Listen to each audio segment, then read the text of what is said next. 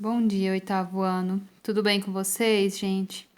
Então, como é que foi o desenvolvimento aí dessa atividade da página 86, do número 1 ao 8? Das atividades que eu recebi, eu percebi alguns erros, né, em algumas questões e também recebi algumas dúvidas no e-mail sobre essa atividade. Então, pessoal, prestem atenção na correção, né? E acompanhe, pega o caderno, vê o que você errou, conserta, tá? Presta atenção na explicação para você perceber se você entendeu ou não. Se ainda não entendeu, me mande um e-mail com a questão que você não entendeu, que eu vou tentar explicar lá pelo e-mail para vocês, ok? Então vamos lá. A número 1 diz o seguinte: uma mulher com ciclo menstrual regular de 26 dias menstruou no dia 24 de agosto. Então ele pede para calcular. Na letra A, o dia de início do ciclo menstrual no mês de agosto justifique, né? Gente, o ciclo da mulher, ela começou aí, né? No caso dessa mulher, começou no dia 24 de agosto.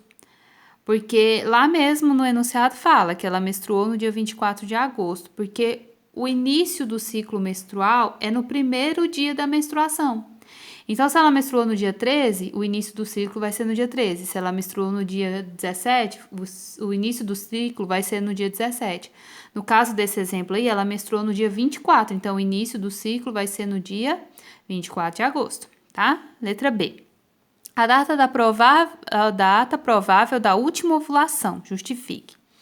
Gente, no dia 24 foi o primeiro dia da menstruação, então para a gente calcular, a gente já viu lá que a ovulação, ela acontece ocorrido 14 dias, né?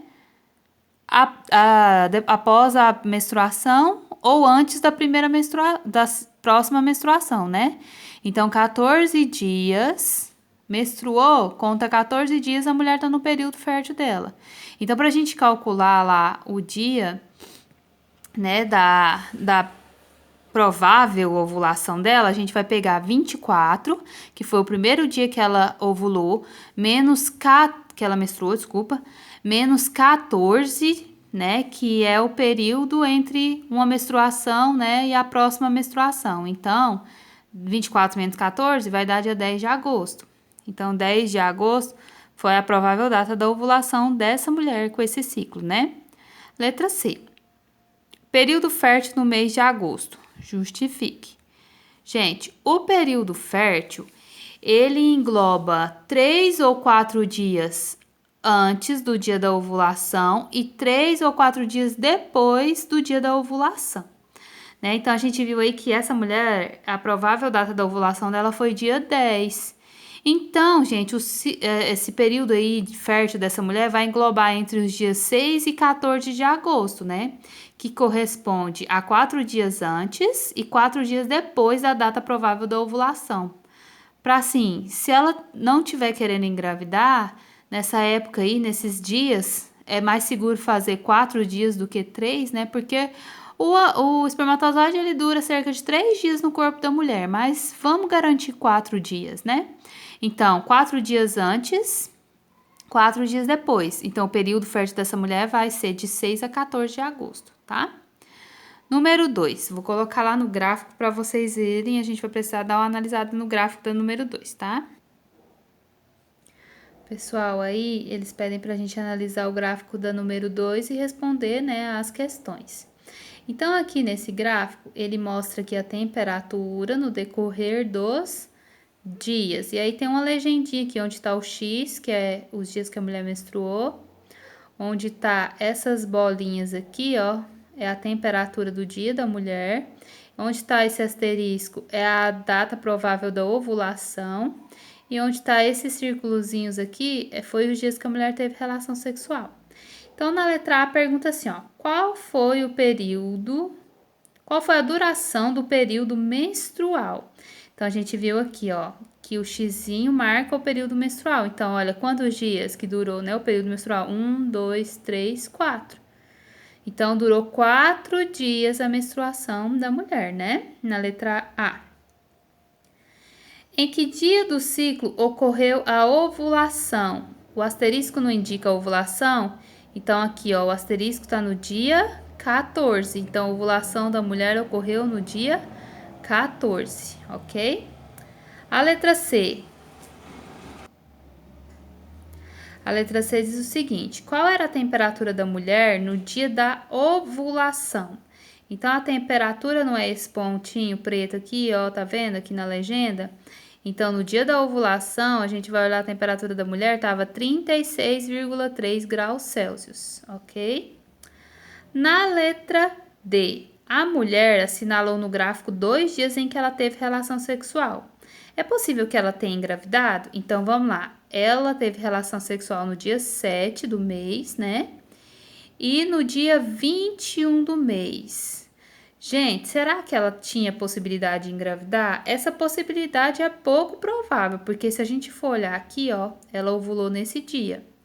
Então, 4 dias antes e 4 dias depois, ela tá no período fértil. Então, a gente vai ver assim que tá um pouco longe do período fértil, né? Então, é pouco provável que a mulher tenha engravidado aqui, né? Nesses dias que ela teve relação sexual, porque estava longe do período fértil. Letra C. Não, desculpa, letra E. Se o casal estiver planejando uma gravidez, em que período do mês há maiores chances dela ocorrer? Se eles estiverem planejando uma gravidez, a ovulação foi aqui no dia 14, né? Então, a gente vai contar o quê? 4 dias antes, né? 13, 12, 11, 10. Então, 10 até 4 dias depois. A gente vai contar 1, 2, 3, 4, né? Até o dia 18. Então, do dia 10 até o dia 18, a mulher tem uma grande chance de engravidar. Então, se o casal estiver procurando engravidar, eles vão ter relação sexual nesse período aqui, né? Se eles não estiverem evitando, né? Se eles estiverem evitando uma gravidez, eles vão ter abstinência sexual nessa época. Mas como esse casal aqui na pergunta, eles querem, né, engravidar, planejam, né? Então, eles vão ter que ter relação sexual entre o período do dia 10 ao dia 18, tá? Temos aí, então, escritas as respostas da número 2 e vamos para a número 3, né? Na número 3 diz o seguinte: com relação aos métodos naturais ou comportamentais, responda A. Por que esses métodos também são chamados de métodos de abstinência? Gente, até explicando a número 2 aí, eu expliquei para vocês, porque nesses métodos, quando a mulher está no seu período fértil, abstinência quer dizer a falta, né? Então, nesse período, o casal não vai poder ter relação sexual, né? Se eles estiverem evitando uma gravidez, né? Na letra B, cite 3 vantagens e 3 desvantagens que são comuns a todos esses métodos aí de abstinência, né? De naturais ou comportamentais. Gente, vantagens. Eles ajudam a mulher a conhecer o corpo dela, porque ela vai ter que observar a temperatura, ela vai ter que observar o muco, ela vai ter que saber qual que é o período fértil, baseado no ciclo menstrual, né? Eles não têm risco à saúde, porque a mulher não vai tomar nenhuma medicação, né? Não vai ser nenhum método invasivo. E eles são gratuitos. A mulher e o homem, eles observam isso em casa sem precisar de gasto nenhum com isso. A desvantagem é que ele apresenta um alto índice de falha, né? Pode ser que a mulher se engane, pode ser que o ciclo seja irregular, né? Pode ser que aconteça alguma coisa, a temperatura dela é leve demais ou abaixo demais e ela não sabe qual que é o período fértil. Necessidade de disciplina, então ela tem que acompanhar isso aí no dia a dia dela. E organização e período de abstinência sexual, tá? Letra C. Explique por que esses métodos são também utilizados pelos casais que querem ter filhos. Porque, gente, se eles sabem o período, né, da ovulação, se eles sabem se o muco tá com a elasticidade ideal, né, para a mulher estar no período fértil, se eles sabem a temperatura basal, né, para a mulher também ter relação e tá no período fértil, isso aí também ajuda na hora deles terem filhos, porque se eles conhecem o corpo da mulher, eles sabem que naquele período eles vão poder ter relação sexual para ter chance de engravidar, né? Então, número 4. Por que é necessário a mulher observar o muco vaginal durante alguns meses antes de começar a utilizar o método do muco, né, cervical? Ela precisa, gente, entender a elasticidade do muco dela.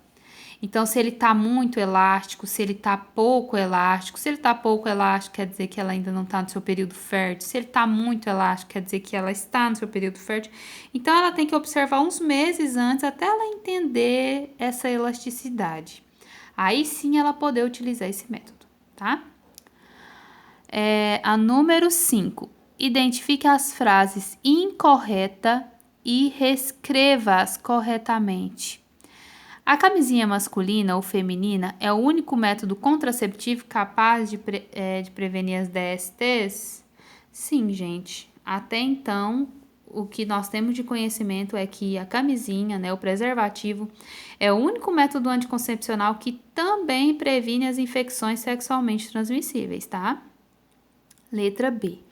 Todos os métodos hormonais necessitam de disciplina para serem utilizados?